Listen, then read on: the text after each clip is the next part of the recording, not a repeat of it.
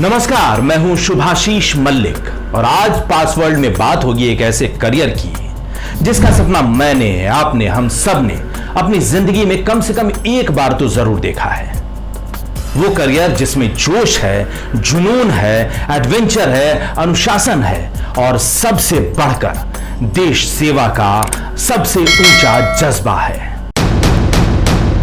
जी हां, आज बात होगी भारतीय सेना के सुनहरे करियर की और इस सुनहरे करियर का सबसे शानदार गेट है NDA, national defence academy.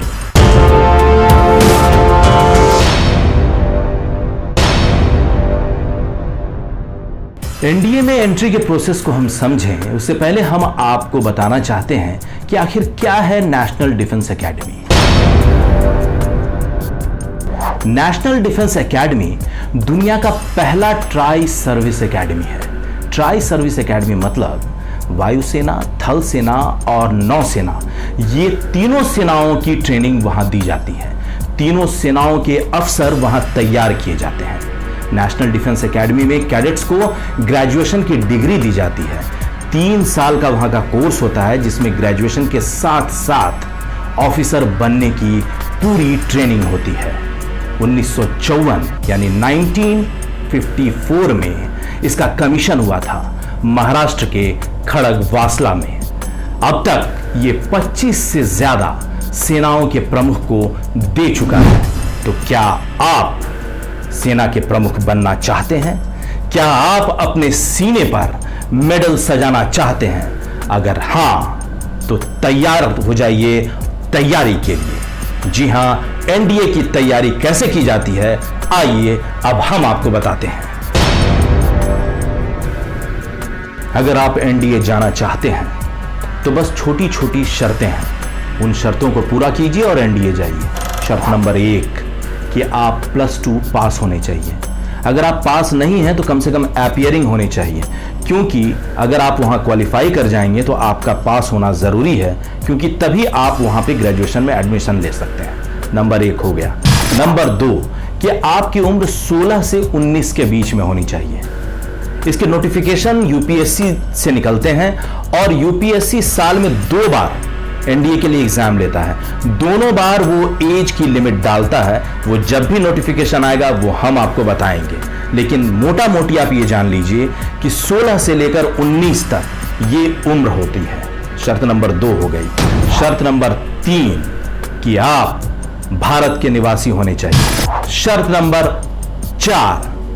Number 4 ये है कि आप पुरुष होने चाहिए। जी हां, ये एकेडमी सिर्फ लड़कों को मौका देता है भारतीय सेना में शामिल होने का। आइए अब आपको बताते हैं कि आखिर एनडीए के लिए अप्लाई कैसे करें। UPSC, union public service commission, संघ लोक सेवा आयोग साल में 2 बार नोटिफिकेशन निकालता है, एक बार जनवरी के आसपास और एक बार जुलाई के आसपास। आप ऑनलाइन अप्लाई कर सकते हैं। जनरल कैंडिडेट के लिए फीस 100 रुपया है, बाकी कैंडिडेट के लिए कोई फीस नहीं है। फीस ऑनलाइन भी जमा किया जा सकता है और कैश भी चालान के जरिए। अब बात करेंगे एनडीए के एग्जाम की।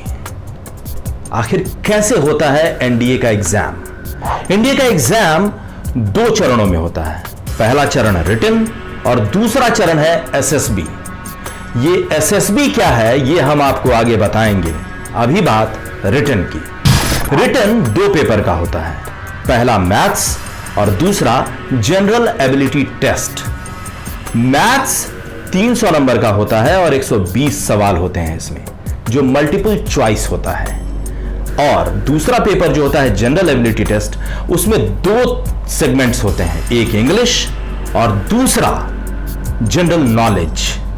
टोटल क्वेश्चंस होते हैं 150 और कुल नंबर होते हैं 600। मतलब रिटन होता है टोटल 900 नंबर का। अब बात करेंगे एनडीए एग्जाम के सिलेबस की। आखिर क्या पूछा जाता है, किस तरह के सवाल आते हैं। सबसे पहले बात मैथ्स की।